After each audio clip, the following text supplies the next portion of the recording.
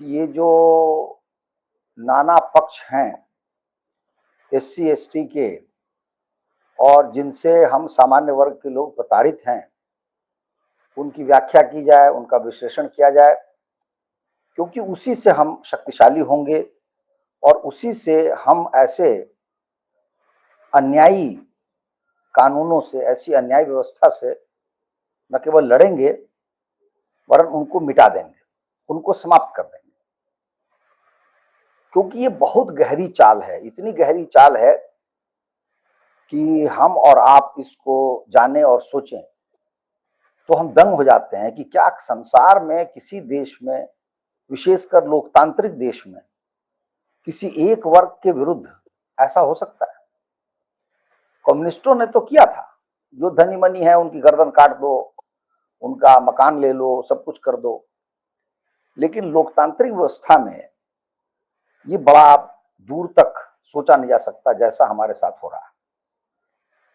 तो इसके लिए 1 मिनट के लिए संविधान सभा की तरफ चलते हैं, जिसमें जितने भी लोग थे वो जो कल्पना कर सकते थे उन लोगों ने एससी एसटी के लिए वैसे वैसे उपक्रम किए। मौलिक अधिकार के अनुच्छेदों को निकालकर या उनके आधार पर अस्पृश्यता को अवैध घोषित कर दिया गया, वरन कहें कि दंडनीय अपराध कर दिया गया। अब 1 मिनट के लिए सोचिए तो यह भी अनुचित बात थी। आप कहां इसको डाल रहे हैं संविधान में? क्यों डाल रहे हैं? क्योंकि संसार जाने कि हिंदू धर्म में जो लोग हैं वो अत्याचारी हैं। हिंदू धर्म को अपमानित करने के लिए, हिंदू धर्म को का उपहास उड़ाने के लिए इन शब्दों को डाला गया। अस्पृश्यता को डालने की कोई आवश्यकता नहीं थी। वो तो लोग इतने जागरूक हो गए थे, वो तो स्वतः समाप्त हो गई थी। गांधी ने और अन्य ने बड़े उपक्रम किए थे, परंतु उसको डाला गया। उसी प्रकार से मंदिर पर जो रोक, तथाकथित रोक कहते हैं, वो कौन सी रोक थी वो विधाता भी नहीं जानता है। क्योंकि अभी हमारे आपके सामने प्रत्यक्ष महाकुंभ हुआ है 2025 की जनवरी फरवरी में, जिसमें 68 करोड़ लोग पहुंचे। किसी ने किसी से नहीं पूछा कि तुम वैश्य हो, शूद्र हो, क्षत्रिय हो, ब्राह्मण हो, कहां से हो, कोई मतलब नहीं। लेकिन फिर भी ये जानबूझकर डाला गया। ये ईसाइयों का और मियाओं का बहुत बड़ा षड्यंत्र था, बहुत बड़ा षड्यंत्र। परंतु ये तो हो गया। फिर जैसे मैंने कल कहा था, एससी एसटी एक्ट की कोई आवश्यकता नहीं थी, लेकिन उसको 1989 में बनाया गया। 1989 से मैंने प्रयत्न किया है कि आपको आंकड़ों से दिखाऊं कि कैसे कैसे ये मामले बढ़े, क्या हुआ और सामान्य वर्ग आज कितने उत्पीड़ित हैं, उन पर कैसे कैसे अत्याचार हो रहे हैं। तो देखिए 1989 में जब ये कानून बना, सोनिया गांधी की कृपा से, कैथोलिक ईसाई, क्योंकि सोनिया गांधी को तो बड़ा आनंद आएगा कि सामान्य वर्ग को कटघरे में खड़े कर दो हमेशा के लिए, और एक वर्ग ऐसा बनाओ भारत में जिसको ये बताओ कि उत्पीड़ित है, प्रताड़ित है, और उसका मार्ग प्रशस्त हो जाए कि वो ईसाई बन जाए, मियां बन जाए, हिंदू धर्म को त्याग दे। यही उद्देश्य था। अन्यथा इस कानून की कोई उपयोगिता नहीं थी, कोई आवश्यकता नहीं। तो देखिए कि 1989 में 19,422, लगभग 20,000 लगा लीजिए आप, मामले दर्ज किए गए पूरे देश में। ये मामले दर्ज किए गए, इनमें अच्छे थे, बुरे थे, उन तथ्यों पर आधारित थे, नहीं थे, ये सब बातें नहीं, केवल संख्या बता। और राजीव गांधी ने भी ये काम किया था कि कुछ ऐसे अपराध थे जो आईपीसी के अंतर्गत अपराध माने गए थे, फिर भी राजीव गांधी ने उन अपराधों को उठाकर एससी एसटी एक्ट में डाल दिया था। तो इसका अर्थ यह है कि 19,000 में से कुछ ऐसे भी अपराध होंगे जो वैसे भी हो जाते, 2-4 हजार मान लीजिए आईपीसी के अंदर अधीन आते हो, लेकिन नहीं, उसको एससी एसटी में आना था। मैं बाद में बताऊंगा कि वो आईपीसी और इसका क्या लेना देना है। लेकिन आप देखिए कि ये संख्या, आपको आश्चर्य होगा कि 19,000 की जो संख्या है ना, ये 2012 तक मात्र 39,000 होती है, अर्थात दुगनी होती है। लेकिन जब से मोदी जी का पदार्पण हुआ, क्योंकि उन्होंने 2015 में भयंकर संशोधन किया, 2018 में भयंकर संशोधन किया, उसके बाद ये 39,000 जो 12 में है वो 23 में बढ़कर 70,000 हो गया, 23 में, और 21 में 60,000। कारण क्या था? तो उसको मैं विस्तार से बताता हूं। कारण यह है कि आपको मोदी जी ने बड़े ठंडे दिमाग से, बहुत ही, जिसको कहते हैं ना, बैठ करके तसल्ली से, आराम से, इन्होंने कितने नए अपराध उसमें डाले, जिन अपराधों की राजीव गांधी के कानून के समय कल्पना तक नहीं की गई थी। और आप सुनिए, इनका नाम दिया गया 2015 के नए विशिष्ट अत्याचार। ये विशिष्ट अत्याचार है जिनकी परिकल्पना 1989 में नहीं की गई थी। अब देखिए क्या है इसमें। जूते चप्पल की माला पहनाना। आपने देखा होगा कई बार नेताओं से प्रजा या जनता बहुत दुखी हो जाती है तो कई बार ऐसा कांड करती है। तो जूते चप्पल की माला पहनाएंगे आप पर SC/ST एक्ट लग जाएगा। सिर या मूछ मुड़ाना, किसी का आप ये सर का वो उस पे से बाल हटा दीजिए, मूछ काट दीजिए, तो आप पर मुकदमा हो जाएगा। चेहरे का अपमान जनक ढंग से रंगना, जैसे आप स्याही फेंक देते हैं, केजरीवाल पर स्याही फेंकी थी आपने, रामविलास पासवान के बेटे पर फेंक के देखिए, आपको तिहाड़ की हवा खानी पड़ेगी। कपड़े उतारना, निर्वस्त्र करना, अर्धनग्न करना, ये पुरुष और महिला इसमें नहीं है, कोई भी हो सकता है। मानव मल या पशु गोबर ढोने उठाने के लिए विवश करना। अब ये मानव मल जो है, इसके विषय में बड़ी रोचक कथा है हमारे भारत में। जब तक मियां भारत में आया नहीं था, किसी शास्त्र में कहीं नहीं लिखा हुआ है कि किसी मानव ने किसी मानव के मल को उठाया या ढोया। मियां लोगों ने हिंदुओं को, विशेषकर जो हिंदुओं में पिछड़े लोग थे, उनको रखा, उनकी जाति बनाया, उसका नाम मेहतर रखा और उनसे मल ढुलाने का काम किया। और इनकी आदत इतनी खराब रही कि आपको यह जानकर आश्चर्य होगा, कश्मीर में शेख अब्दुल्ला ने कहा कि हमें तो ये मेहतर और भंगी चाहिए हमारे मल उठाने के लिए। तो आपको पता है, उत्तर भारत से, पंजाब से, हरियाणा से कई हजार लोगों को वहां भेजा गया। ये वही लोग थे जिनको कभी कश्मीर का नागरिक नहीं माना गया, कभी उनके बच्चे किसी नौकरी में नहीं जा पाए, क्योंकि उनका नाम ही था सफाई वाले। तो वो डोमिसाइल भी नहीं थे कश्मीर के, और उनको मानव मल ढोने के काम में ही लगाया जाता, चाहे उनका बेटा हो, बेटी हो, पोता हो, पोती हो, नाती हो, कोई भी हो। ये जो अभी 370 हटा है, उसमें उनको समान डोमिसाइल की समानता का अधिकार मिला है। ये अन्याय मियां ने किया। पाकिस्तान में जो थोड़े हिंदू रुके हुए हैं, वो रोके गए हैं इसी काम के लिए। लेकिन यहां हिंदुओं को बदनाम करने के लिए, उनको अपमानित करने के लिए ये मानव मल। दूसरा, पशु गोबर को उठाने में क्या है? मेरे पास 4 गायें हैं, मैं स्वयं उठाता हूं। हमारे यहां गाय का गोबर, उसको कितना महान माना गया है, कितना पवित्र माना गया है, लेकिन ये जानबूझकर लिखा हुआ है पशु गोबर। अब आप देखिए आगे कहते हैं कि जाति सूचक शब्दों से सार्वजनिक रूप से अपमानित करना, सिंचाई सुविधाओं और वनाधिकारों तक पहुंच रोकना। मतलब उनकी यहां कोई सिंचाई हो रही हो, आप रोक नहीं सकते। अब ये तो हमें समझ में नहीं आता कि ये कौन सी सिंचाई होगी और कौन रोक सकता है। वन के अधिकारों तक पहुंच रोकना, ये भी कौन रोकेगा? ये समझ से परे है। अब आप देखिए फिर हिंदू धर्म घुसा रहे हैं। देवदासी प्रथा के लिए किसी महिला को समर्पित करना या करवाना वो दंडनीय अपराध है एससी एसटी एक्ट के तहत। देवदासी प्रथा क्या होती है, मंदिर में क्या उनकी भूमिका होती है, ये ईसाइयों ने अपने नन के समानांतर रखा। जैसे नन का देह शोषण होता है वैसे ही उसके समान समान इसको रखा और इसके लिए इसको मना कर दिया गया। अर्थात कुल मिलाकर कहना यह है कि ये हिंदू नहीं है। जादू टोना के नाम पर शोषण करना ये वहीं से आया है। दीदी ने तो पता नहीं 10-20 भाषण दे चुकी हैं, दीदी वक्तव्य दे चुकी हैं। ये जादू टोना क्यों, ये सोनिया जी ने घुसाया है।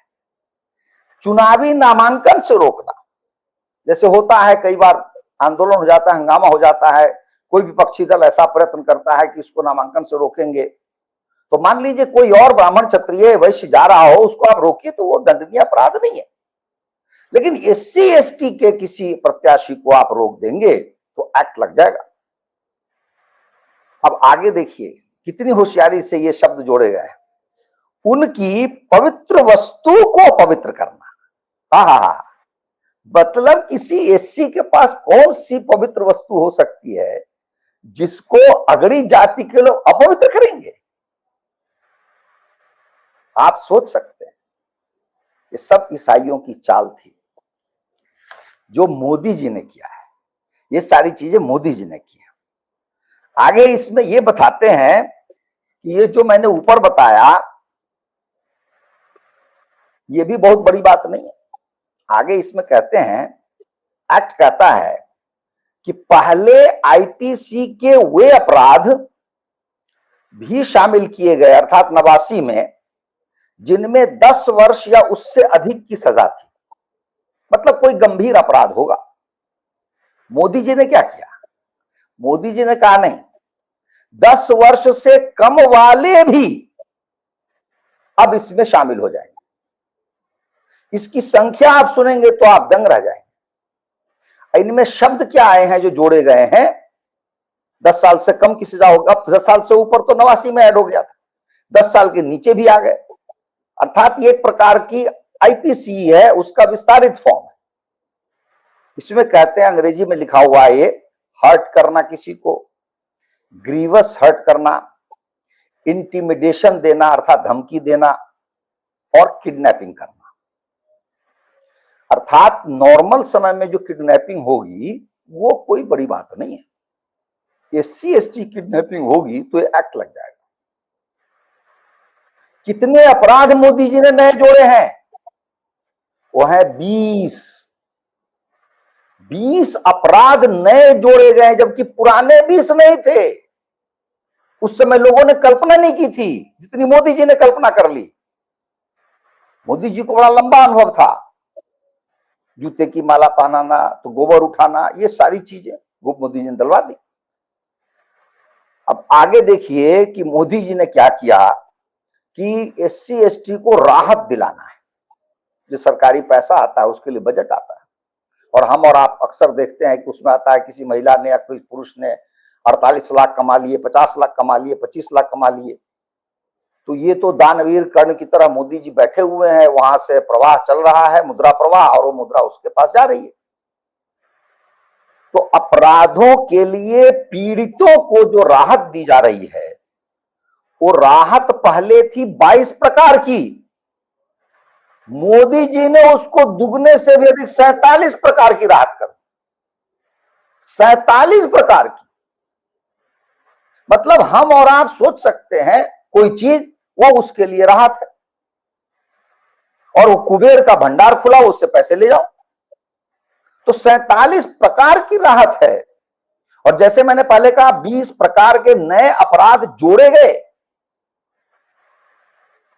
इसको विषाक्त कर दिया गया। अब परिणाम क्या है ये समझिए, सामान्य वर्ग कैसे जिएगा।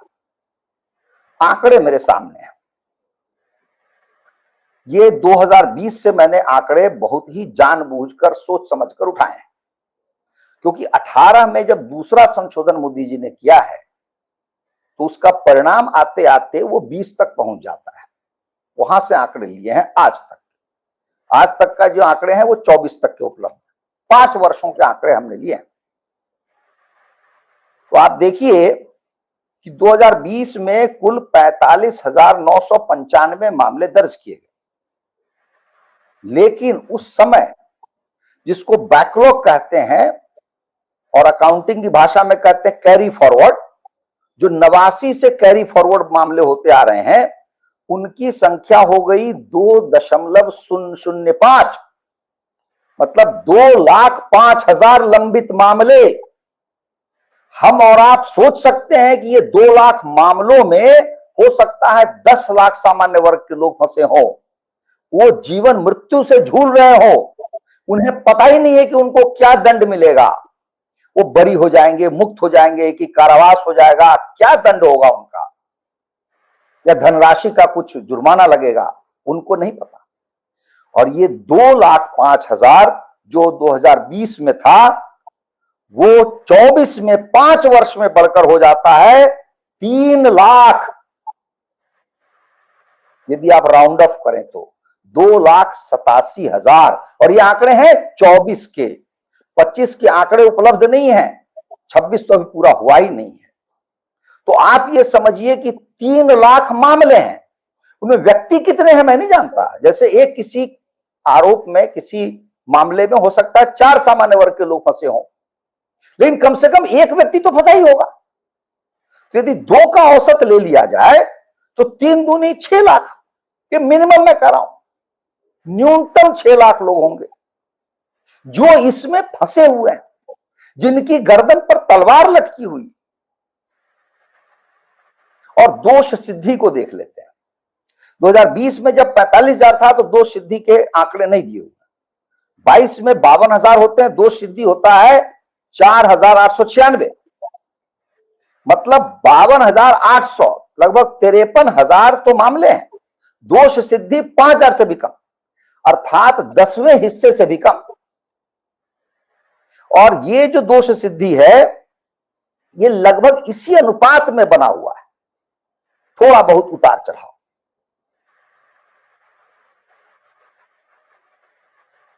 अब हम एक बात कह रहे हैं यहां पर, जिसको रिसर्च की भाषा में कहा जाता है कि आप निष्कर्ष क्या निकालते हैं।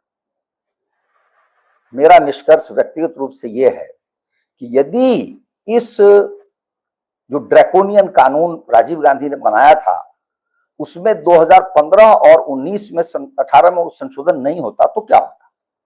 मैंने ये आंकड़े, जिसको एक्स्ट्रापोलेशन कहते हैं, इंटरपोलेशन कहते हैं, इस तरह से मैंने थोड़ा सा करके देखा। मेरा जो निष्कर्ष है वो ये है कि यदि 15 और 18 में संशोधन नहीं होते तो इतने बड़े देश के हिसाब से ये मामले लगभग नगण्य से होते तब भी राजीव गांधी ने अपनी ओर से पूरा प्रयास किया था हिंदू धर्म को उस पर धब्बा लगा देने का, हिंदू धर्म को बदनाम करने का। और एक मैं और इसमें तथ्य बताऊं, मैंने बहुत ढूंढा, प्रयत्न किया कि भाई SC ST एक्ट है, तो सामान्य तौर से कोई भी उसके विरुद्ध, जो कि SC ST नहीं है, वह उनके साथ ऐसा दुर्व्यवहार करेगा तो एक्ट लग जाएगा। तो क्या मुसलमानों के विरुद्ध कोई लगता है, ईसाइयों के विरुद्ध कोई लगता है? तो आपको जानकर दुख होगा कि कश्मीर से कन्याकुमारी और मिजोरम से गुजरात तक ये मामले गिनती के भी नहीं बनते हैं। अर्थात किसी ईसाई के विरुद्ध कोई मामला कोई करता ही नहीं है, सामान्यतः किसी मियां के विरुद्ध ये मामला कोई करता ही नहीं है। इससे भी आपको समझ में आ जाएगा कि इसका मंतव्य क्या है, उद्देश्य क्या है, ध्येय क्या है। ये केवल और केवल हिंदू धर्म को तोड़ने के लिए, सारी सृष्टि में हिंदू धर्म को बार बार दिखाने, जैसे ये मामले हैं, ये आंकड़े हैं, कोई देख सकता है, नेशनल क्राइम रिसर्च ब्यूरो के आंकड़े हैं ये। संसार में कहीं भी कोई व्यक्ति बैठा हुआ इसको देख सकता है। वो जब आंकड़े देखेगा कहेगा 70,000 मामले भारत में एक वर्ष में SC ST के विरुद्ध हैं। आप सोच के देखिए उसके मन में हमारे प्रति क्या धारणा बनेगी। यही बनेगी कि हम बड़े चांडाल हैं, पिशाच हैं, पता नहीं क्यों प्रताड़ित करते हैं इन लोगों को। दोष सिद्धि तो बाद में होगी, ट्रायल बाद में होगा, परंतु हम लांछित हो गए। यही इन कानूनों का उद्देश्य है और कोई उद्देश्य नहीं है, क्योंकि आईपीसी और आज की तारीख में जिसको भारत न्याय संहिता कहते हैं, उनसे बाहर कोई अपराध ही नहीं हो सकता। सारे परिकल्पित अपराध वहां सम्मिलित हैं। इसका एकमात्र उद्देश्य है हिंदू धर्म को तार तार कर देना, सदा के लिए ब्राह्मण को लांछित कर देना, क्षत्रिय को लांछित कर देना, वैश्य वर्ग को लांछित कर देना और ऐसा बना देना कि वो सर उठा के न चले, उनको अपराधी माना जाए समाज में सदा सदा के लिए। अन्यथा क्या कारण हो सकता है कि 47 में देश स्वतंत्र होता है, 50 में संविधान बनता है और इतने वर्षों के बाद, 37 वर्षों के बाद आप आते हैं 89 में 39 साल के बाद कानून बनाने, और उसके अनेक वर्षों के बाद मोदी जी का पदार्पण होता है। इस बीच में किसी का कहीं कोई ध्यान नहीं गया। मोदी जी को यह दिखाना था, देखो जी कितने मामले बन सकते हैं, तो जो कुछ भी इन्होंने सोचा सबको उस कानून में डाल दिया। इसलिए हमारा लक्ष्य एकमात्र है कि इस कानून को तो जाना होगा, यह कानून रह नहीं सकता। अन्यथा प्रतिदिन कोई न कोई अजीत भारती जन्म लेते रहेंगे, प्रतिदिन कोई न कोई महानुभाव जन्म लेते रहेंगे। मेरी ससुराल में एक ब्राह्मण शिक्षक थे, सेवानिवृत्त होकर अपने गांव में आए, सेवानिवृत्त होकर के आए। आप ध्यान दीजिएगा, मायावती का राज चल रहा था। मायावती के समय में इस एक्ट को बहुत सक्रिय किया गया। 2007 से 2012 की अवधि थी। मैं अपने ससुराल गया था, उसी समय यह कांड हुआ था। एक एससी की महिला ने उन पर यौन शोषण का आरोप लगाया। वो बेचारे रोते रह गए, बिलखते रह गए, पूरा गांव उनके साथ था, परंतु उनको जेल जाना पड़ा। हम और आप केवल सोच सकते हैं कि एक 60 वर्षीय प्रौढ़ व्यक्ति के लिए जो रिटायर होकर आ रहा है अपने गांव में सुखी या शांति प्रिय जीवन जीने के लिए, उसको नरक मिलता है। तो हम आप सोच सकते हैं यह कानून क्यों है। इसलिए जो आंदोलन चल रहा है उसका साथ देना हमारा पुनीत कर्तव्य है।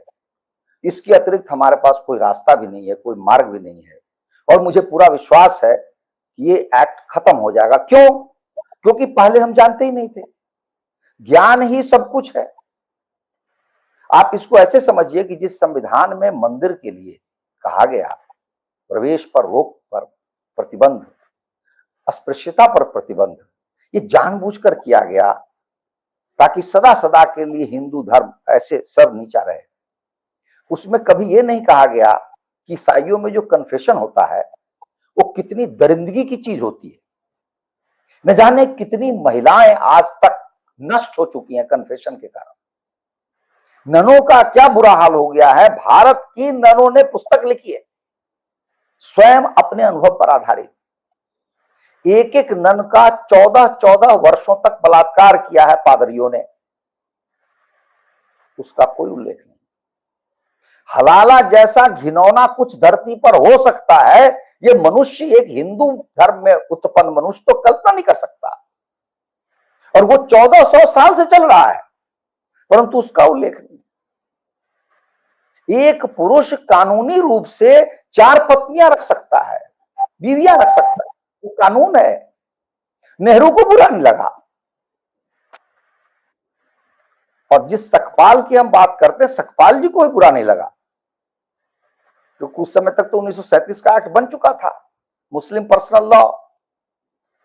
और एक टेक्निकल मामला होता है संविधान बनने में पहले के कानून, उसको लीगल लैंग्वेज बोलते हैं ग्रैंड फादरिंग। तो ग्रैंड फादरिंग आप जानते हैं कि अंग्रेजों की अंग्रेजी ऐसी ही होती है, मतलब दादा बन जाना। दादा बन जाना क्या होता है? तो संविधान बनने से पहले जो पुराने कानून थे उन सबका दादा ये संविधान बन गया, उसको ग्रैंड फादरिंग बोलते हैं। तो संविधान में क्लॉज जोड़ दीजिए कि जो पुराने जितने कानून है वो सारे कानून वैध है। उसी को ग्रैंडफादरिंग बोलते। तो ये जो मुस्लिम पर्सनल लॉ का कानून एक नराधम नेहरू ने बनाया था 1937 में, उसकी आवश्यकता नहीं थी। केवल हिंदू धर्म को प्रताड़ित करने के लिए बनाया, क्योंकि यहां तो कई मुसलमान राज कर रहे थे, उन्होंने क्यों नहीं बनाया? क्योंकि अकल्पनीय था। नाना प्रकार के मियां रह रहे थे भारत में, अपने अपने तरीके से वो जी रहे थे। और कश्मीर चूंकि भारत का हिस्सा नहीं माना गया था 370 के कारण, तो कश्मीर में तो 2019 तक ये मुस्लिम पर्सनल लॉ लागू नहीं था। ये भी नेहरू को पता नहीं है और सतपाल को पता नहीं। सतपाल ने ग्रैंडफादरिंग करा दी कि सारे पुराने कानून वैध है हमारे संविधान के अनुसार, इसलिए हमें इनको हटाना है। हमारे पास दूसरा कोई विकल्प नहीं है। हमारे ऊपर ये सर से ऊपर पानी बह रहा है। डूबता हुआ व्यक्ति सब कुछ करता है और कभी कभी तो साथ वालों को डुबा देता है। तो मैं यहीं पर रुकता हूं।